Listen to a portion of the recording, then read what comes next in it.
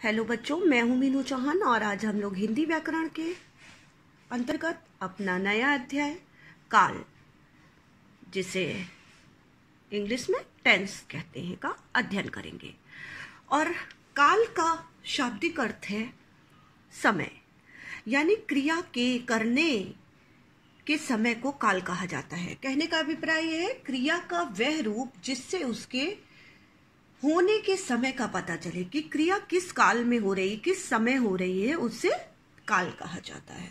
और काल के 3 भेद होते हैं। नंबर 1 भूतकाल, नंबर 2 वर्तमान काल, नंबर 3 भविष्यत काल। तो सबसे पहले हम पढ़ेंगे भूतकाल।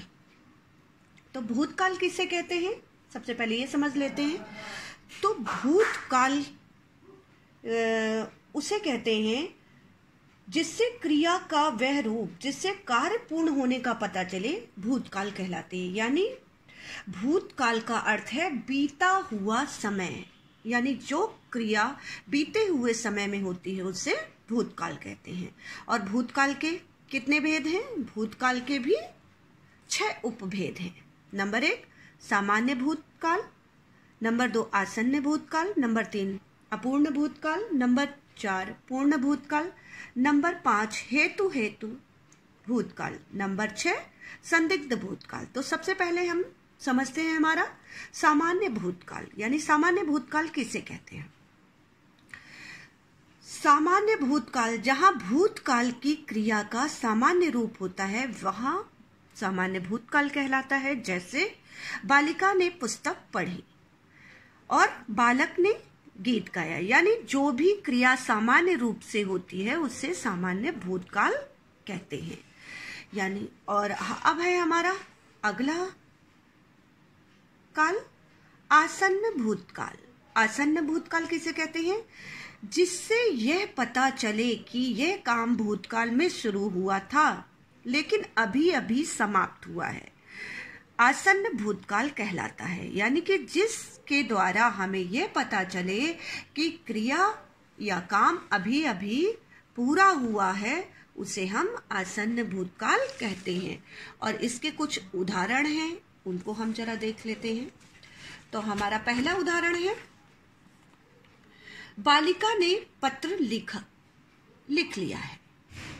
और नंबर 2 बालक पुस्तक पढ़ ली है। बालक ने पुस्तक पढ़ ली है और बालिका ने पत्र लिख लिया है, यानी ये क्रियाएं अभी अभी हुई हैं, अभी अभी हुई हैं, अभी अभी समाप्त हुई हैं, इसलिए यहाँ पर आसन्न भूतकाल है।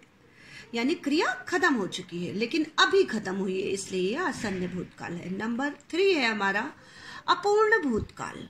अपूर्ण भूतकाल, जिससे ये पता चले कि काम भूतकाल में चल रहा था और अभी समाप्त नहीं हुआ था, यानी कि क्रिया चल रही थी भूतकाल में लेकिन समाप्त नहीं हुई, उसे हम कहते हैं अपूर्ण भूतकाल। अपूर्ण का मतलब ही है कि कार्य का पूरा न होना।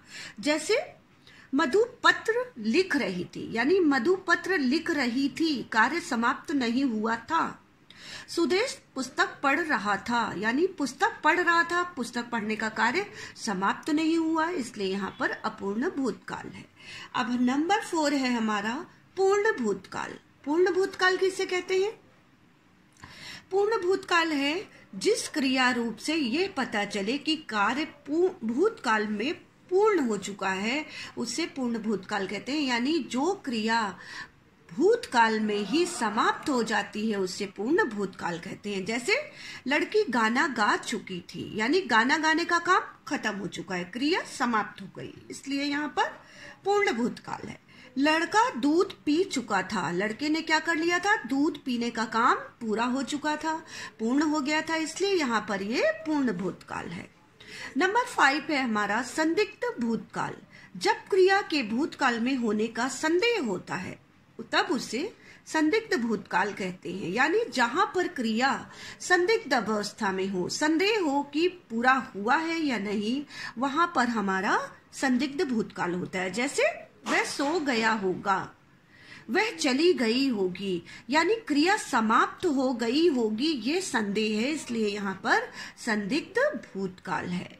अब है हमारा नंबर 6 हेतु हेतु मद भूतकाल। जब भूतकाल की एक क्रिया दूसरी क्रिया पर आश्रित हो तब हेतु मद भूतकाल कहलाती है। यानी एक क्रिया दूसरी क्रिया पर आश्रित होती है, डिपेंड होती है, तब वह हेतु मद भूतकाल कहलाती है। जैसे वह लड़की तैरती तो तट तक आ जाती। यानी अगर वो लड़की तैरती इस क्रिया का दूसरी की मुख्य क्रिया पर आश्रित है, इसलिए यहाँ पर हेतु मद भूतकाल है। जैसे नेक्स्ट नंबर है, किसान बीज बोता तो अंकुर निकल आते। यानी अगर किसान ने ये काम किया होता, बीज बोया होता, तो क्या होता?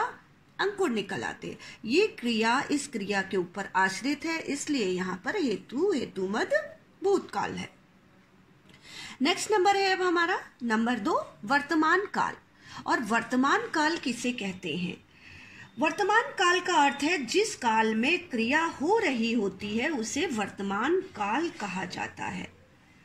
और जैसे वर्तमान काल के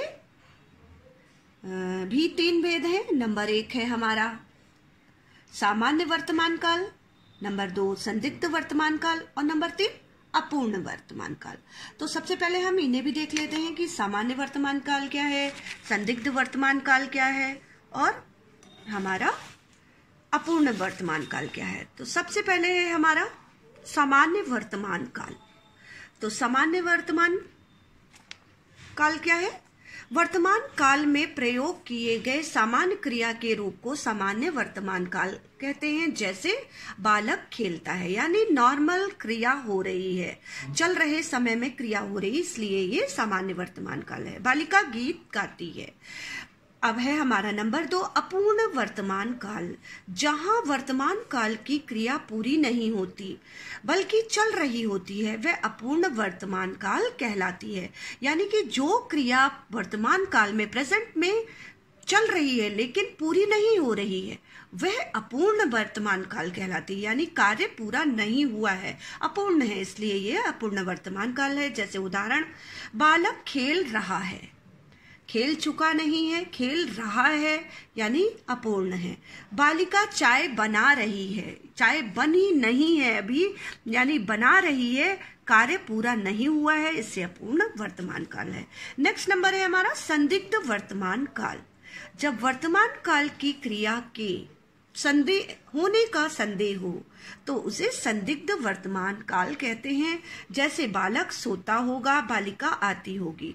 यानी जो क्रिया वर्तमान काल की क्रिया में होने का संदेह हो, संदेह है मतलब पता नहीं सो गया होगा या जाग रहा होगा, यानी क्रिया हो रही होगी या हो चुकी है, इस चीज का संदेह होगा, वहां पर हमारा संदिग्ध वर्तमान काल होता है। जैसे आपने देखा बालक सोता होगा, यानी बालक सो रहा होगा, इसमें अभी संदेह है, इसलिए ये संदिग्ध वर्तमान काल है। नेक्स्ट नंबर है हमारा भविष्य काल के भेद। सबसे पहले हमें ये समझ लेना है कि भविष्य काल है क्या। भविष्य काल वो काल कहलाता है बेटा जो क्रिया भविष्य में होगी। यानी भविष्य का अर्थ होता है कि आने वाला समय, तो आने वाले समय में होने वाली क्रिया भविष्य काल कहलाती है। तो सबसे पहले है हमारा भविष्य काल के भी 2 भेद हैं, समान भविष्य और संभाव्य भविष्य। तो सबसे पहले हम देखते हैं हमारा सामान्य भविष्य काल क्या है। सामान्य भविष्य काल में होने वाली क्रिया के सामान्य रूप को सामान्य भविष्य काल कहा जाता है। जैसे बालक फुटबॉल खेलेंगे, बालिकाएं खेल देखेंगी, यानी जहां पर सामान्य रूप से आने वाले समय में क्रियाएं होंगी, इसलिए यहाँ पर ये हमारा सामान्य भविष्य काल।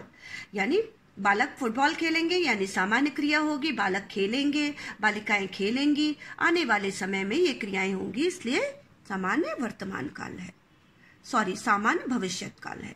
नेक्स्ट नंबर है संभाव्य भविष्य काल, और इसका अर्थ होता है जहां आने वाले समय में कार्य की संभावना हो वहां संभाव्य भविष्य काल होता है।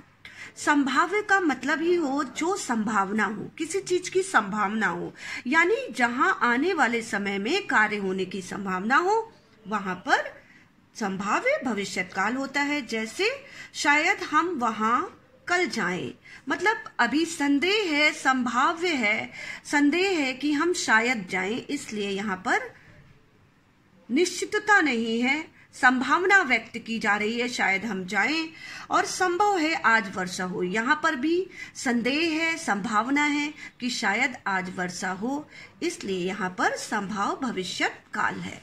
तो आई होप आप सबको समझ में आ गया होगा। धन्यवाद।